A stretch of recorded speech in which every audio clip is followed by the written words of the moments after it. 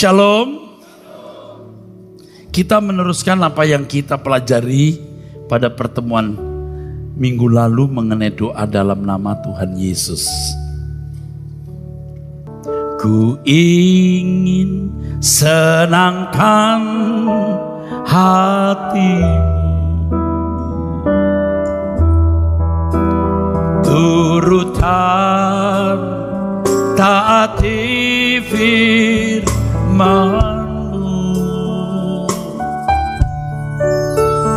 berjalan dalam terang, melayani Tuhan, menjadi berkat hidupku. Ku ingin senangkan, ku ingin senangkan hatimu, turut dan taati firman-Mu, berjalan dalam terang, melayani Tuhan, menjadi berkat hidupku. Ku ingin senangkan hatimu,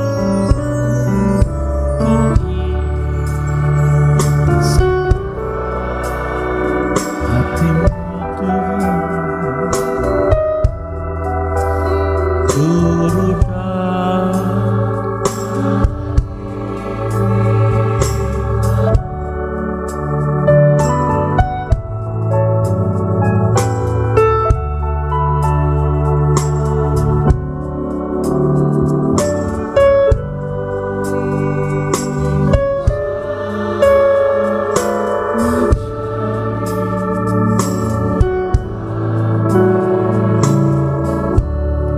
senangkan hatimu. Ku ingin senangkan hatimu Tuhan, turut dan taati firman-Mu, berjalan dalam terang, melayani Yesus, menjadi berkat hidupku. Ku ingin senangkan hatimu, ku ingin senangkan.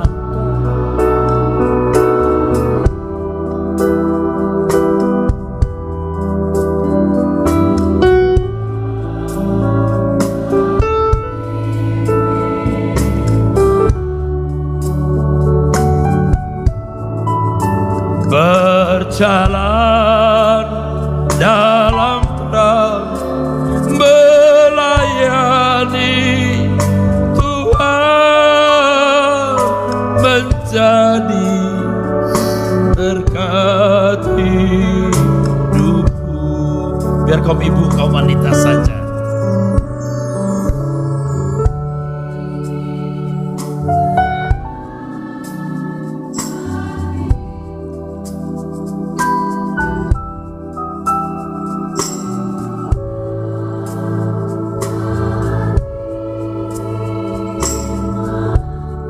Berjalan dalam terang, melayani-Mu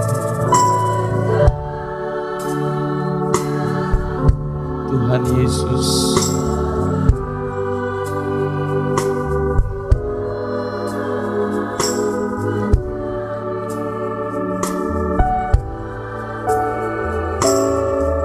Kaum bapak, kaum pria saja katakan,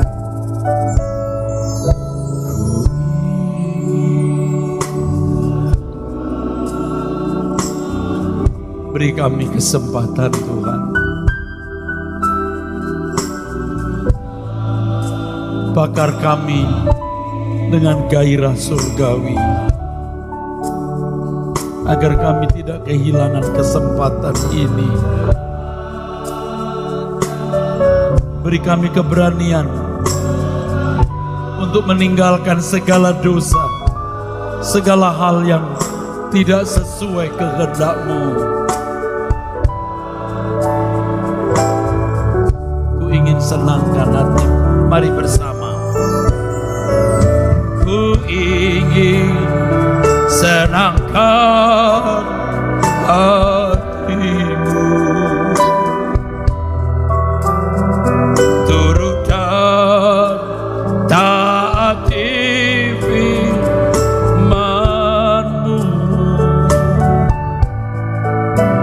berjalan dalam terang, melayani Tuhan, menjadi berkati hidup berjalan dalam terang, berjalan dalam terang, melayani Tuhan, menjadi berkati hidup. Sekali lagi, berjalan dalam terang, berjalan dalam terang, Tuhan menjadi berkati hidupku.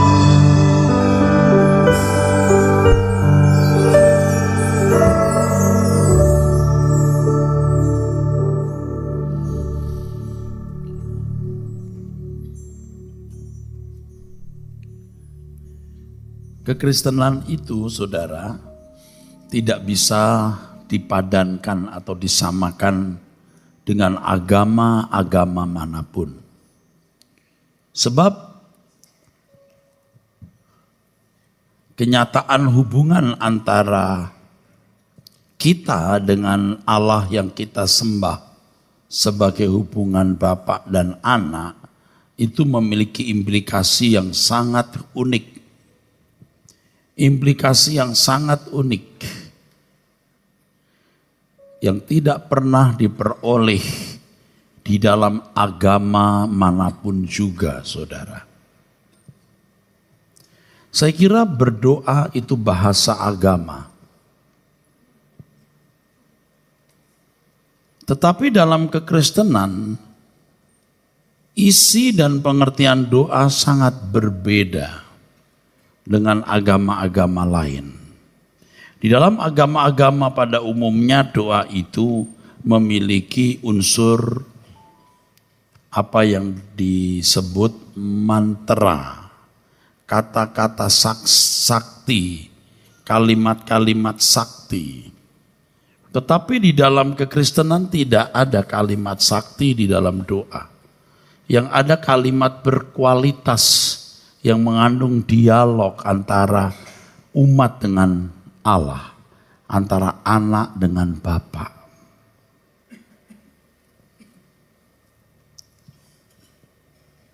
Jadi berbicara mengenai doa bukan hanya menyangkut hubungan pada waktu bercakap-cakap, tetapi bagaimana kualitas hubungan sehari-hari antara dua pribadi, yaitu Tuhan dan umat yang berdoa. Saudara akan menyesal jika saudara tidak mulai hari ini mengikat hubungan dengan Tuhan setiap saat.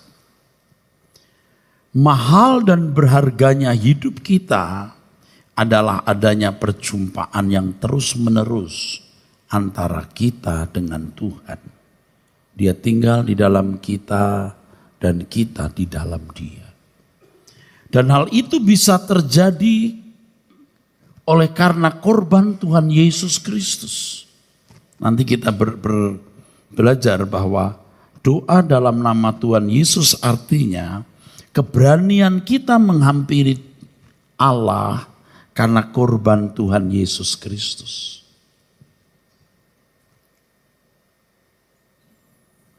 Ada satu pengalaman yang luar biasa yang selama hidup menjadi orang Kristen, selama hidup menjadi pendeta belum pernah saya alami. Itu baru saya alami minggu-minggu ini, saudaraku. Bagaimana Tuhan mengajar saya untuk menyatukan diri saya dengan zat yang maha kudus yang tidak kelihatan oleh mata. Zat yang juga berpribadi, yaitu Bapa di surga. Zat yang maha kudus yang juga berpribadi yang memenuhi jagat raya. Bagaimana saya bisa nyambung, bagaimana saya bisa nyangkut, bagaimana saya bisa masuk di dalam persekutuan dengan zat yang maha kudus itu. Saya baru mengerti itu yang dimaksud dengan mengambil bagian dalam kekudusan Allah. Jagat raya ini dikelilingi, dipenuhi, dilingkupi oleh zat yang maha kudus ini. Saya maaf menggunakan zat, padahal Allah bukan hanya zat tetapi pribadi.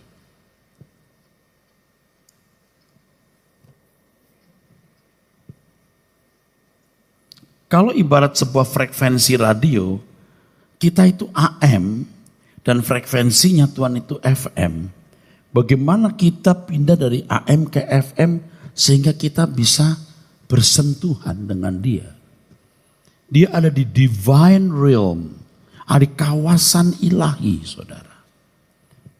Selama ini kita memaksakan diri berhubungan dengan Tuhan dalam frekuensi yang tidak sama dengan Dia. Karena kita tidak berani untuk hidup suci. Kita tidak berani untuk hidup tidak bercacat, tidak bercela. Kita tidak berani untuk meninggalkan dunia dengan segala kesenangannya. Kita tidak berani tidak bermilik. Kita takut kalau kita tidak bermilik. Kita takut kalau ada apa-apa. Jadi kalau satu kali Tuhan harus mengkikis hidupmu, menggerus ekonomimu, menggerus keadaanmu, sampai engkau tidak punya apa-apa, itu pun cara di mana Allah mau membawa engkau ke dalam frekuensinya. Sampai tidak punya kesenangan apapun kecuali Tuhan. Tidak ada harapan apapun kecuali Dia. Dan yang paling bisa dinikmati oleh manusia setiap saat adalah dirinya sendiri. Kepuasan jiwa, kepuasan daging, ambisi, nafsu. Itu bisa dinikmati setiap saat, paling tidak dibayangkan. Nah sekarang bagaimana kita bisa membuang semua itu dan masuk frekuensinya. Sehingga apapun yang kita lakukan, kita tidak takut dilihat orang. Kita tidak takut dilihat. Kalaupun orang bisa membaca pikiran kita, membaca hati kita, kita nggak takut. Karena nggak ada sesuatu yang jahat di dalam diri kita. Nah itu maksud kalimat ini. Berjalan dalam terang, melayani Tuhan, menjadi berkat hidupku. Berjalan dalam terang artinya apapun yang kupikirkan, kulakukan di tempat terang atau di tempat gelap, aku bersedia dilihat. Karena tidak ada sesuatu yang buruk, yang memalukan, yang kupikirkan, kuucapkan maupun kulakukan. Itu namanya berjalan dalam terang. Dan sebenarnya cara inilah cara melayani Tuhan yang benar. Karena dengan hal itu kita bisa menyenangkan hati Tuhan. Itulah pelayanan yang sesungguhnya. Bukan aktivitas gereja. Bukan. Aktivitas gereja itu panggilan khusus. Menjadi pendeta itu panggilan khusus. Tetapi setiap orang punya panggilan, yaitu menyenangkan hati Tuhan. Dan itu adalah pelayanan yang sesungguhnya. Berjalan dalam terang melayani Tuhan, menjadi berkat hidupku. Oke. Jadi kualitas doa kita ditentukan oleh kualitas hubungan kita dengan Tuhan setiap hari, saudara. Dua pribadi.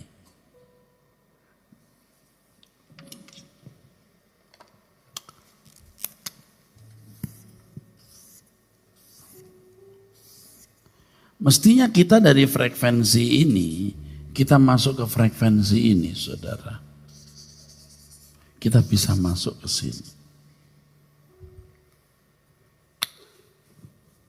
Mestinya bisa. Tadi saya mengatakan, ini hal yang saya tidak bisa jelaskan. Sulit, saudaraku. Tapi saya merasakan itu. Terutama pada waktu saya berdoa, saudara. Tadi pagi pun saya berdoa jam 2:30 pagi. Dari jam 2 itu sampai jam 3:15 atau 3:30 itu. Saya juga menghayati hal ini. Menggetarkan, saudara. Allah itu mengerikan. Yang Maha Kudus itu mengerikan, saudara. Kita tidak bisa punya cacat atau celah atau kejahatan, apalagi kenajisan. Enggak bisa. Harus berani menanggalkan semua. Dan kita bisa masuk ke dalam ini. Frekuensi. Kita sering turun naik, off, on. On, off. Kita mau on terus. Masuk ke dalam frekuensinya. Wah, indah sekali.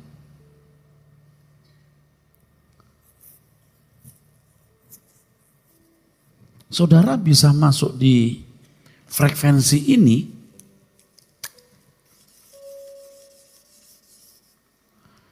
Ini luar biasa, saudaraku.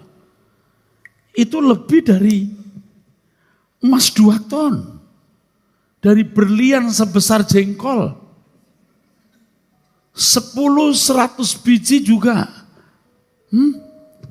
Ini loh saya ajak saudara masuk ke sini. Makanya kalau Sabtu saya ajak berdoa di sini. Kita belajar itu untuk masuk kawasan itu. Saya mengajak Anda tidak menjadi mistik. Karena kita belajar Alkitab dan menggunakan logika maksimal. Sehingga semua dalam kendali logika yang baik, saudara. Masuk kawasan itu. Dan keberanian masuk kawasan itu karena Tuhan Yesus. Yang menjadi pengantara kita. Jadi kalau kita bilang dalam nama Yesus. Artinya keberanian kita menghampiri Allah yang Maha Kudus karena korban Tuhan Yesus. Dalam hal ini kita menghampiri Allah dengan rendah hati. Bukan seolah-olah Allah yang butuh kita. Kita yang butuh dia. Kita butuh dia dalam rangka menemukan persekutuan dengan dia. Saya mengajak saudara masuk wilayah ini, saudara. Kadang-kadang memang perlu stimulasi ya. Ya mungkin secara psikologi membutuhkan simulasi ya seperti haleluya. Haleluya. Kalau suasana bagus kita bisa masuk suasana itu. Kalau orang meditasi itu sampai pada suasana trans itu juga misteri dalam alam roh. Tapi kita masuk dalam persekutuan dengan Allah secara terus-menerus. Dalam kesadaran bahwa kita hidup di hadirat Allah, kita hidup dalam pemerintahan Allah. Itu luar biasa, saudara. Kadang-kadang kita perlu stimulasi ya, seperti waktu kita menyembah Tuhan itu. Haleluya.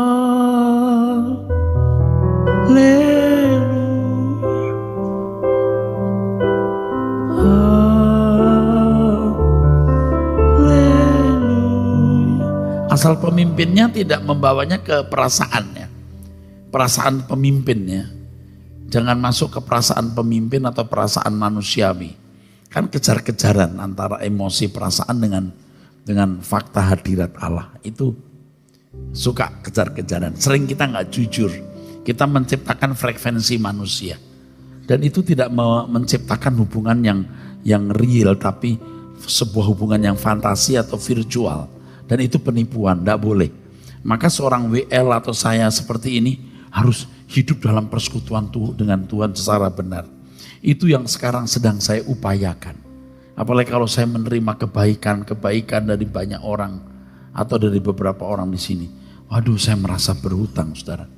Saya tidak boleh berbuat salah. Saya harus jadi contoh. Saya harus menggiring mereka ke surga. Khotbah saya harus mengubah. Nah, terus saya mencari Tuhan. Gak ada yang memaksa saya untuk itu. Tapi itu panggilan jiwa. Dan saya dengan senang hati melakukannya. Jadi waktu kita kebaktiannya, waktu nyanyi, ku rindukan kau hadir di sini saat ini, Yesus. Saya tuh rindu ya, kita tulus dan Tuhan betul-betul menghadirkan hadiratnya. Jadi bukan rekayasa si pemimpin. Makanya WL harus sering ikut doa bersama-sama supaya nanti jangan ada kesenjangan. Jadi waktu kita tulus, ku rindukan kau hadir di sini saat ini, Yesusku.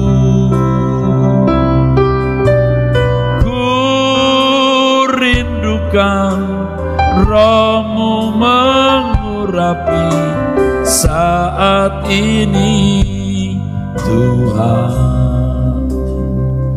Itu kita permintaan. Jangan sampai perasaan emosi kita itu, melo-melo kita itu bisa merusak. Ya kalau nangis, tapi bukan dibuat-buat gitu. Ku rindukan kau hadir di sini saat ini, Yesusku. Kan tiap hari saya harus berdoa begitu, sehingga waktu saya menyanyi memang natural. Itu nggak gampang. Tuhan, aku rindu, betul-betul rindu. Tuhan, aku siap. Memperagakan ini tidak bisa in tune, tidak bisa, karena ini hanya peragaan. Tapi waktu kita sungguh-sungguh bisa. Ya walaupun peragaan pun karena tiap hari kita begitu tetap bisa tune juga, tetap. Waktu kita berkata, ku rindukan kau hadir di sini. Nah, orang bisa merasakan kehadiran Tuhan. Dan itu seharusnya menjadi miliknya yang permanen. Orang seperti itu hidupnya pasti berbeda loh. Hampir nggak ditemukan cacatnya. Hampir nggak ditemukan salahnya, saudara. Ya saya bukan orang yang ditemukan nggak punya cacat lagi, enggak. Pasti saya belum sempurna. Tapi ke depan itu makin hari makin tidak ditemukan cacatnya. Saudara mau masuk kawasan ini? Amin. Temukan ini, saudara. Kalau engkau menemukan ini, engkau lebih dari menemukan harta. Berapapun besarnya harta itu, lebih. Siapapun bisa menemukan. Siapapun, saudara. Dari bapak-bapak, ibu-ibu sampai remaja-remaja. Engkau cari Tuhan. Engkau akan menemukan Tuhan. Engkau akan luar biasa.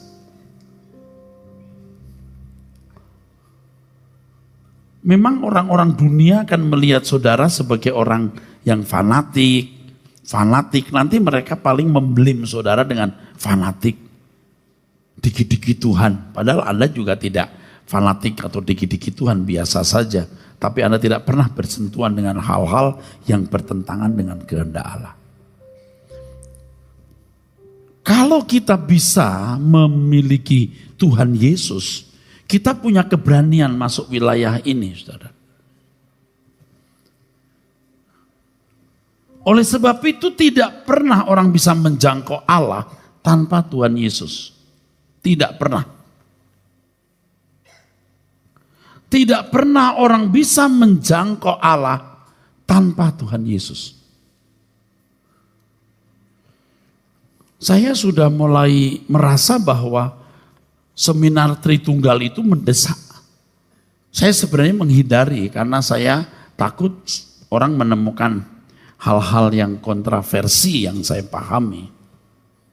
Saya itu takut benturan, saudaraku.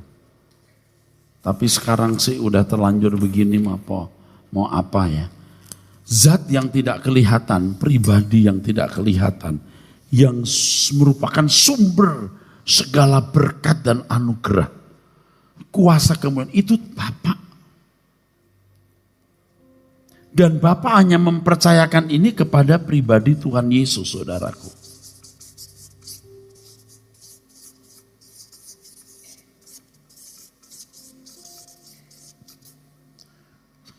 Yang nanti akan kelihatan itu Tuhan Yesus, saudaraku.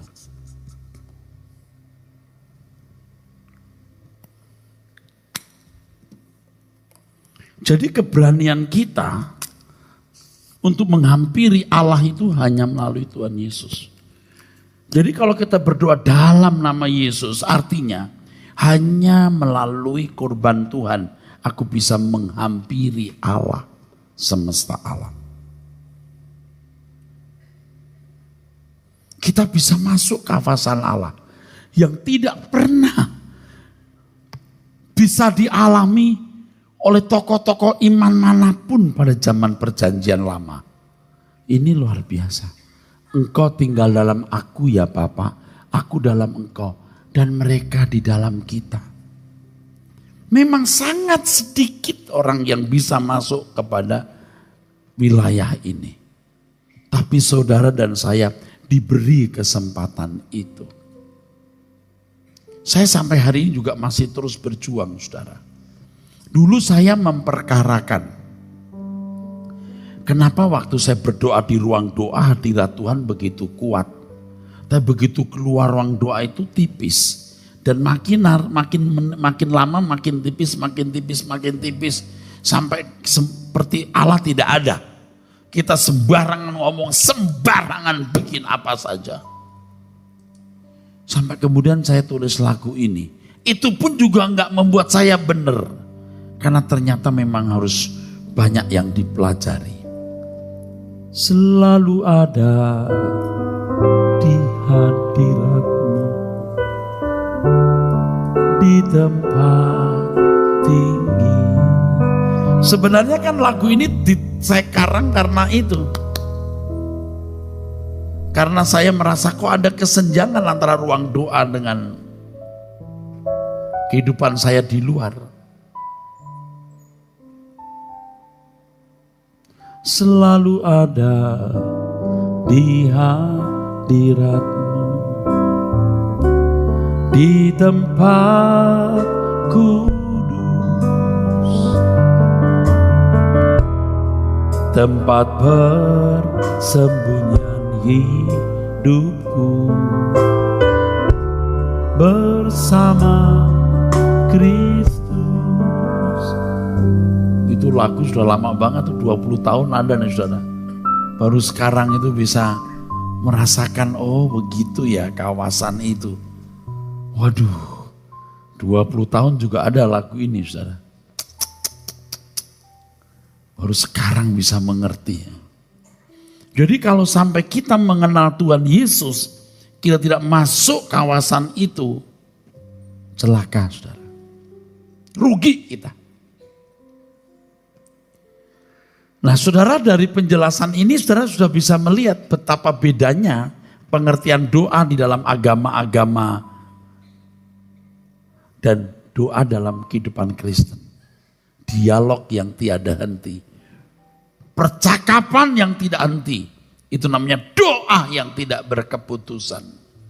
Ayo mulai, jangan on off. Nyambung terus saudara. Kita mau belajar, katakan amin. Saya juga takut habis ngomong begini nanti keluar putus-putus lagi, ngaco-ngaco lagi pikiranku. Bukan terus kita diem gak banyak ngomong, enggak. Tetapi tetap dalam kesadaran, aku di hadirat Allah selalu ada di hadiratmu, di tempat tinggi. Jadi nyambung terus. Mari kita membuka Alkitab, saudara, di dalam Yohanes pasal 14. Yohanes 14 ayat 13-14. Dan apa juga yang kamu minta dalam namaku, aku akan melakukannya, supaya Bapa dipermuliakan di dalam Anak.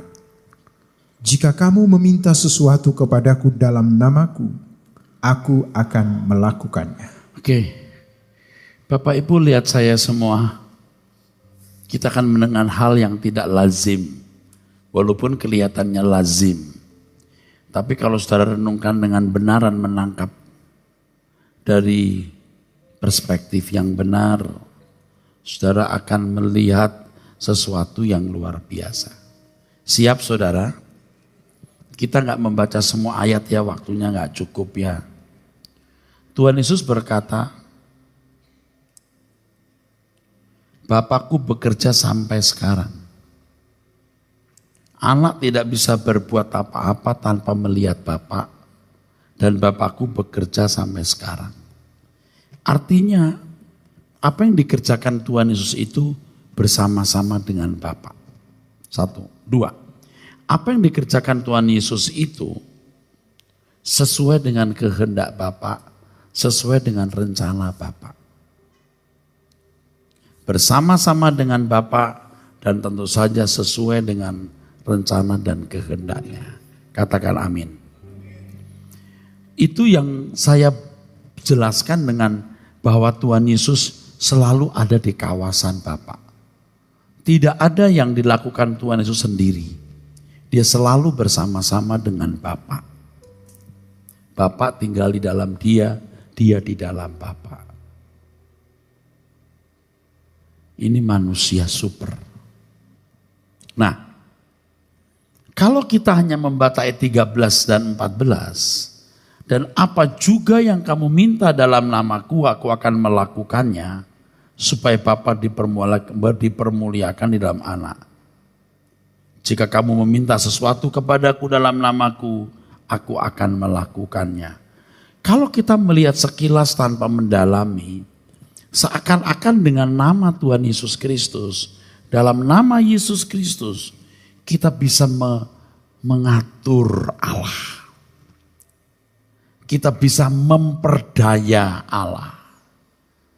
Kita bisa memperkuda Allah. Bisa mengeksploitasi. Memanfaatkan. Menyedot. Mengambil secara tak terbatas sesuai dengan keinginan. Oleh sebab itu ayat 13-14 tidak bisa dipisahkan dari ayat yang ke-12. Coba ayat 12 dibaca saudaraku. Aku berkata kepadamu, sesungguhnya barang siapa percaya kepadaku, ia akan melakukan juga pekerjaan-pekerjaan yang aku lakukan. Bahkan pekerjaan-pekerjaan yang lebih besar daripada itu. Sebab aku pergi kepada Bapa. Ini kalau kalimat tidak dimengerti itu bisa nggak nyambung loh saudara. Tapi kalau kita belajar dengan teliti kita ngerti. Sesungguhnya barang siapa percaya kepadaku, ia melakukan juga pekerjaan-pekerjaan yang aku lakukan. Jadi pasti ada hubungan antara percaya dan melakukan pekerjaan yang Tuhan Yesus lakukan. Anda mengatakan percaya tapi tidak melakukan yang Tuhan Yesus lakukan, berarti Anda tidak percaya. Amin gak nih? Selama ini saudara sudah melakukan yang Tuhan Yesus lakukan? Ada orang di sini? Barang siapa percaya kepadaku, ia akan melakukan pekerjaan-pekerjaan yang aku lakukan. Pertanyaannya, Saudara sudah melakukan pekerjaan yang Tuhan Yesus lakukan? Dari kemarin itu jawabannya belum terus. Ya kan? Tapi enggak apa-apa, lebih baik sadar belum daripada merasa sudah. Padahal belum. Dengan demikian kita mengerti kekurangan kita, kita mau mengejar ketinggalan kita. Amin, saudara. Ya. Lalu, bahkan pekerjaan-pekerjaan yang lebih besar daripada itu. Aduh, kok jadi bagaimana sih mosok kita bisa lebih hebat dari Tuhan? Tuhan hanya 3,5 tahun. Kita bisa 35 tahun lebih. Berapa banyak yang dijangkau Tuhan Yesus? Sekian puluh ribu, sekian ribu, kita bisa sekian juta loh.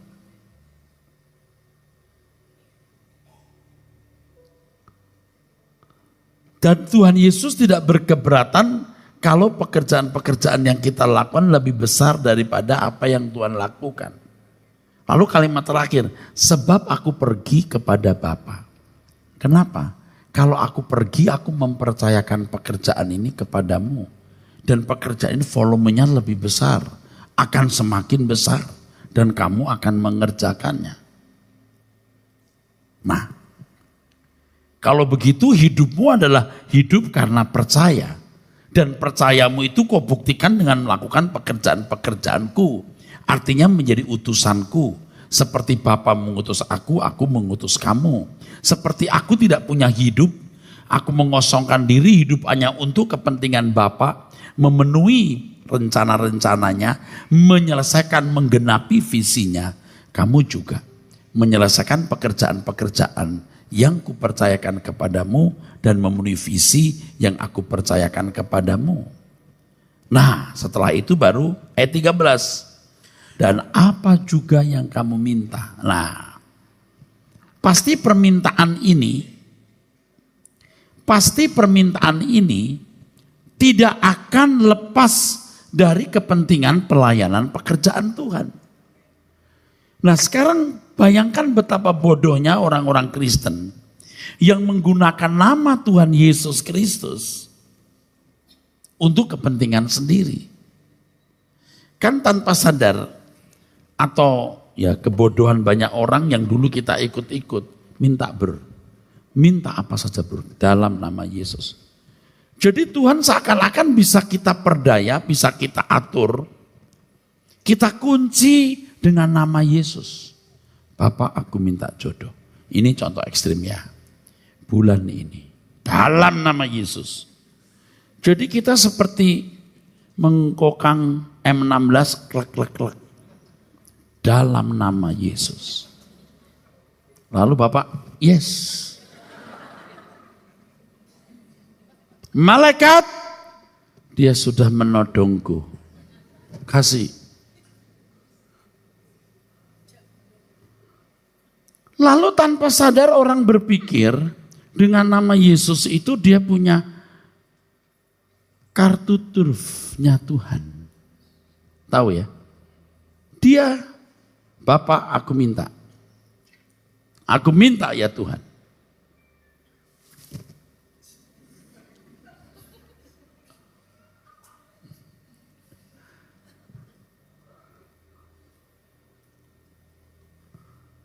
Kalau pola pikir orang-orang itu pola pikir agama kafir, itu bisa terjadi.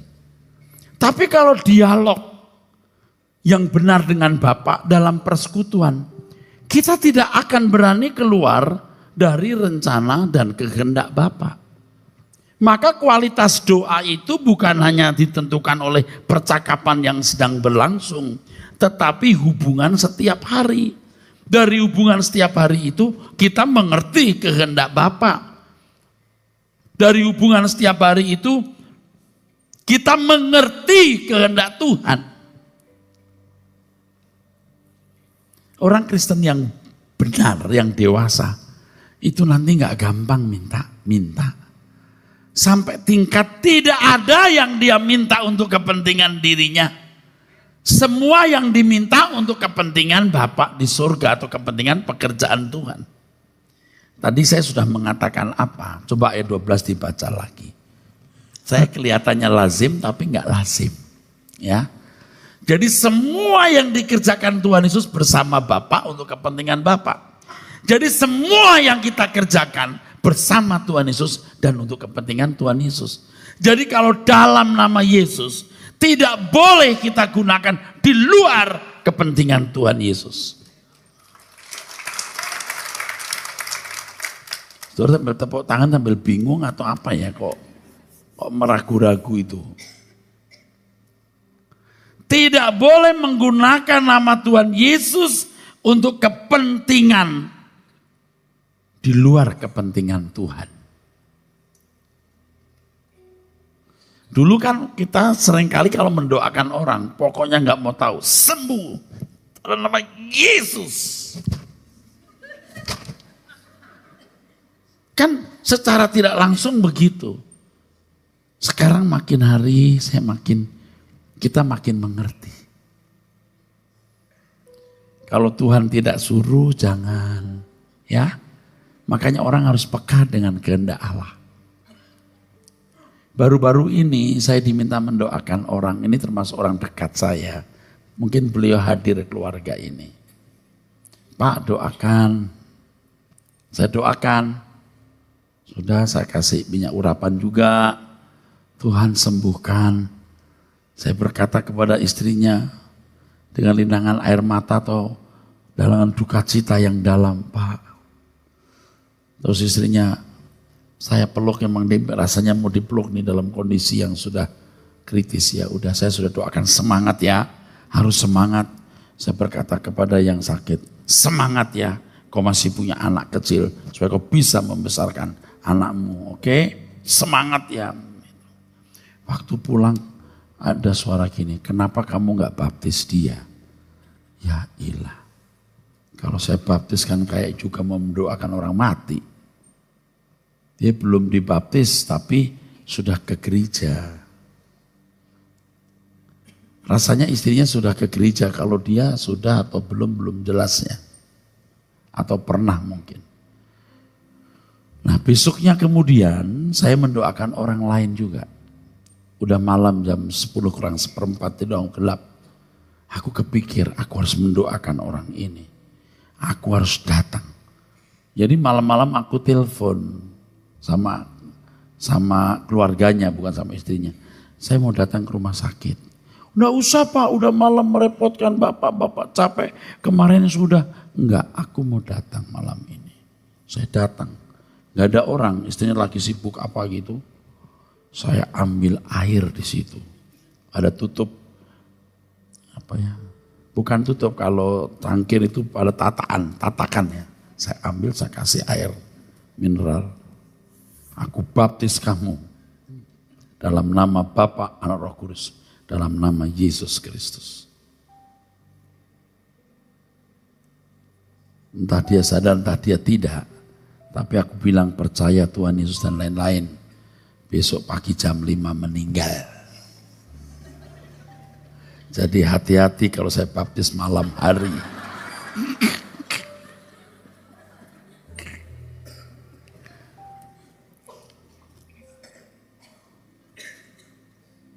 Aku minta Tuhan sembuhkan. Beri kesempatan. Tapi enggak gampang bilang sembuh.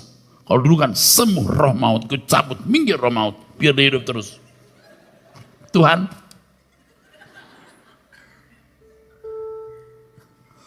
Sekarang kita mulai takut kan, Tuhan sembuhkan, bla bla bla.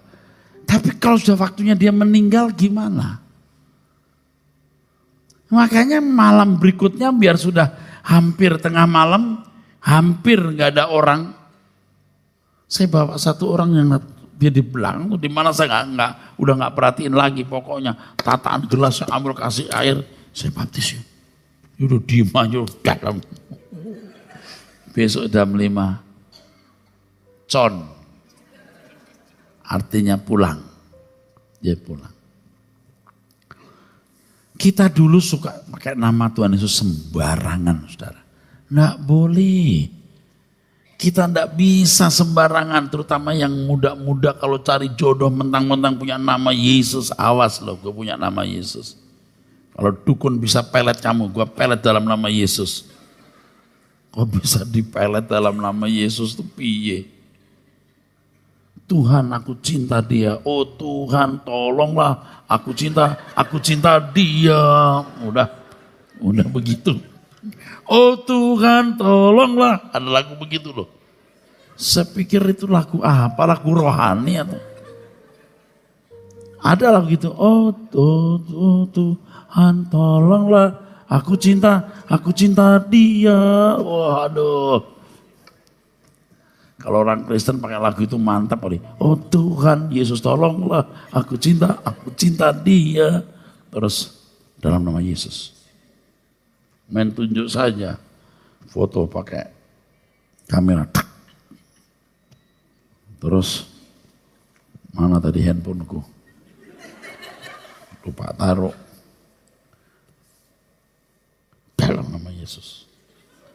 Tuhan ini milikmu. Sekarang kurebut jadi milikku. Dia orang Kristen, namanya Christina Elizabeth. Pakai minyak urapan dalam nama Yesus. Kok nama Yesus dipakai sembarangan begitu? Malah boleh. Tapi terus terang ya, dulu kita itu begitulah.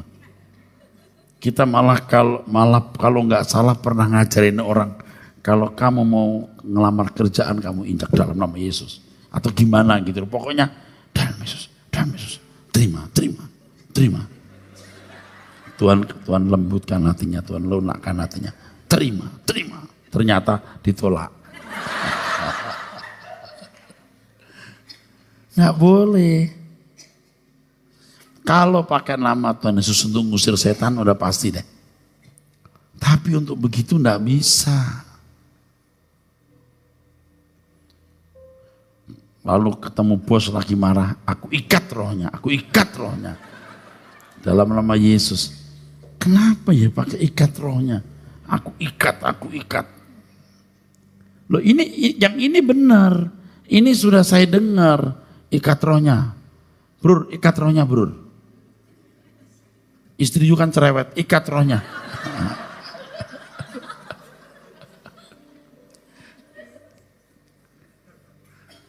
Gak ngerti, itu tuh gak logis banget loh.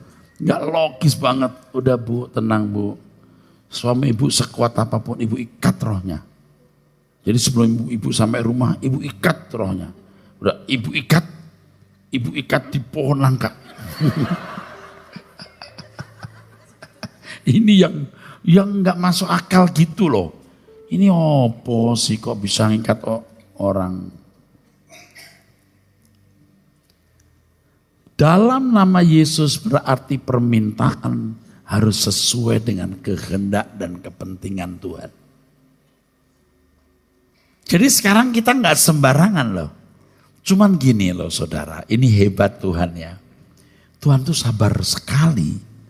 Kita tuh dulu ya samalah kalau anak kecil minta macam-macam kan. Mami aku minta ini, aku minta itu. Mami aku minta apa? Itu pistol Pak Polisi. Loh. Jangankan lo, papa lo aja gak boleh. Kamu lagi. Gak mau, aku mau pistol yang itu, yang dipakai Pak Polisi. Nah, papamu aja gak boleh. Papa gak boleh biar kalau aku boleh. Loh. Nggak boleh nak, jangankan pistolnya, sabuknya aja kamu nggak berhak pakai. Hah? Sabuk itu ada kode Polri, nggak boleh sembarang pakai tahu? Nggak boleh. Tapi kalau anak nggak mau tahu, saya nggak mau. Nah nggak boleh. Tapi kadang-kadang orang tua tuh maklum. Anaknya minta apa-apa, belum boleh nak. Maklum, Tuhan juga maklum. Kalau masih kanak-kanak rohani belum dewasa. Kan banyak itu anak-anak remaja pemuda kalau berdoa dalam nama Yesus. Oh Yesus dalam namamu kami minta. Oke maklum masih anak-anak. Tapi kita udah rambut putih. Udah tua, mau menghadap yang maha kuasa. Masih bodoh. Dalam Yesus. Nanti kalau kamu ketemu dari tabok malaikat loh. Kamu udah tua-tua kok goblok sih. Kamu mestinya dewasa. Kalau minta apa-apa kamu rundingkan dengan Tuhan jika Tuhan mengendaki. Bukan sembarangan melangkah dalam nama Yesus. Kalau bukan untuk kepentingan Tuhan Yesus, kamu gak boleh pakai nama itu. Jadi sebelum menemukan kalimat, jika kamu minta sesuatu kepadaku dalam namaku, aku akan melakukannya. Nah, jahat dan orang-orang kalau berkata, saudara lihat ini, minta sesuatu. Nanti di ayat yang lain, apapun juga yang kamu minta, ada itu. Ini belum kita baca itu, nanti kita sambung minggu depan soalnya. Apapun itu apa? Nanti kita akan belajar apa pengertian apapun. Ya apapun dong Pak. Lihat ayat sebelumnya dong bro. Ini kalau lepas dari konteks ini paling rusak. Dan perhatikan kalau pengajar mengambil ayat lepas dari konteks, itu sebenarnya sebuah pemalsuan dan perkosaan teks. Jika kamu meminta sesuatu kepadaku dalam namaku, aku akan melakukannya. Jadi kalau saudara cuma membaca ayat ini, rusak. Baca ayat sebelumnya 12-13. Luar biasa. Kita baca lagi 12 ya. Nanti saya jelaskan ada hal-hal yang menarik di situ. Baca Pak, pelan-pelan Pak. Aku berkata kepadamu. Artinya gini, aku sendiri, ini bukan orang lain. Me, myself, aku yang ngomong. Aku, I am, myself, aku. Aku yang bicara. Terus. Sesungguhnya barang siapa percaya kepadaku, ia akan melakukan juga pekerjaan-pekerjaan yang aku lakukan. Ini kan sudah jadi aksioma. Ini tidak bisa diubah. Barang siapa percaya kepadaku, ia akan melakukan juga pekerjaan-pekerjaan yang aku lakukan. Tidak ada maybe. Ini sudah jadi dalil. Aksioma yang tidak bisa dibantah atau dikurangi. Sesungguhnya barang siapa, artinya yang benar. Ini yang benar. Ini sungguh. Barang siapa percaya kepadaku, ia akan melakukan juga pekerjaan-pekerjaan yang aku lakukan. Kalau kita balik, jika orang tidak melakukan pekerjaan-pekerjaan yang aku lakukan, berarti dia tidak percaya kepadaku. Nah Bapak Ibu, saya juga menyadari minggu-minggu belakangan ini, ya, ketika kita mulai bicara soal kesucian terus nih, saya mulai menyadari betapa kekristenan kita selama ini salah, termasuk kekristenan saya. Dan saya seperti masuk sebuah wilayah baru. Saya tahu itu wilayah yang benar, tapi wilayah yang baru. Berat. Jadi ini aksioma ya. Kalau kamu tidak melakukan pekerjaan yang aku lakukan, kamu tidak percaya kepadaku. Saudara bukan hanya mengerti tapi mau koreksi ya. Saudara sudah melakukan pekerjaan-pekerjaan yang Tuhan Yesus lakukan? Sudah, saudara? Di sini nggak ada yang menjawab, saya neleh ke belakang, saya mau tanya dah. Saudara mau berubah? Yuk, kita perbaharui ya. Jadi saudaraku, Anda datang lagi. Kita latih terus. Kalau Anda sekarang belum melakukan pekerjaan yang Tuhan Yesus lakukan, yuk belajar lagi. Nanti datang. Kenapa sih Pak Eras ngotot begini? Karena waktu kita singkat. Kita tidak tahu sampai kapan kita hidup. Dan logikanya sebagian Bapak Ibu ini juga sudah apa ya? Sudah saatnya ada dekat. Karena gini loh Bapak Ibu, mungkin Bapak Ibu nggak langsung mati, tapi juga sakit, nggak bisa bangun, nggak ke gereja lagi, pendengaran kurang, mata rabun. Mas sebelum itu, ayo kita tekun, hadir di hari-hari kebaktian di sini, ya. Saya sudah lihat orang-orang yang sakit nggak bisa bangun apa, tragis banget saudaraku, tragis sekali. Jadi kalau sekarang saudara belum melakukan pekerjaan-pekerjaan yang Bapak lakukan, yang Tuhan lakukan, ayo kita belajar. Sebab kalau saudara melakukannya, Anda akan diberi Tuhan kesempatan melakukan lebih besar yang Tuhan Yesus kerjakan. Dan itu satu hal yang bisa kita alami karena Yesus pergi kepada Bapa dan mempercayakannya kepada kita. Dan apapun yang kamu minta dalam namaku, aku akan melakukannya supaya Bapa dipermuliakan di dalam Anak. Apa maksudnya nih? Bapa dipermuliakan di dalam Anak. Kita sambung minggu depan.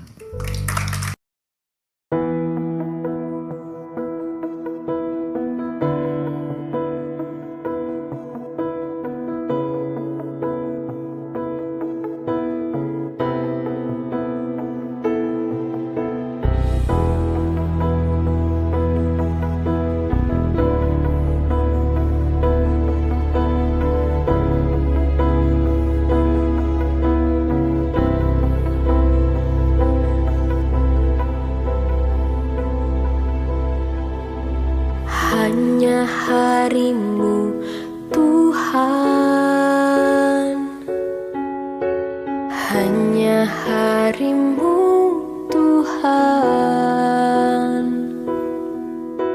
hanya harimu Tuhan, yang selalu ku nantikan.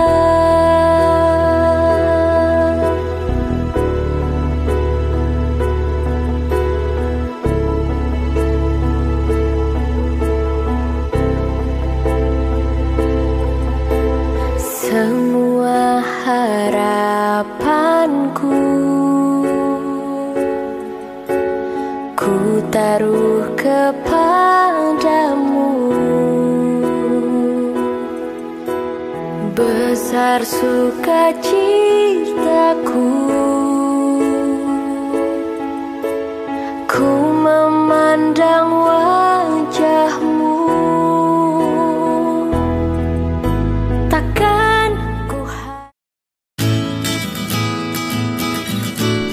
Kabar gembira bagi kita semua, telah hadir Voice of Truth Radio.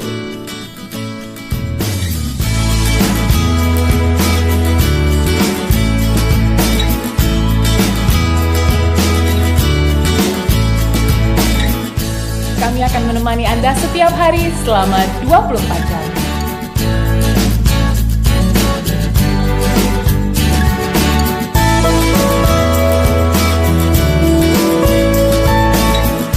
Berbicara mengenai keluarga, bisnis, dan gaya hidup dari sudut pandang rohani.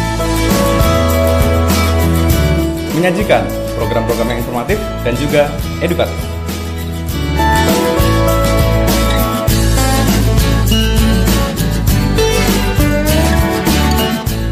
Mengubah pola pikir dan hidup Anda.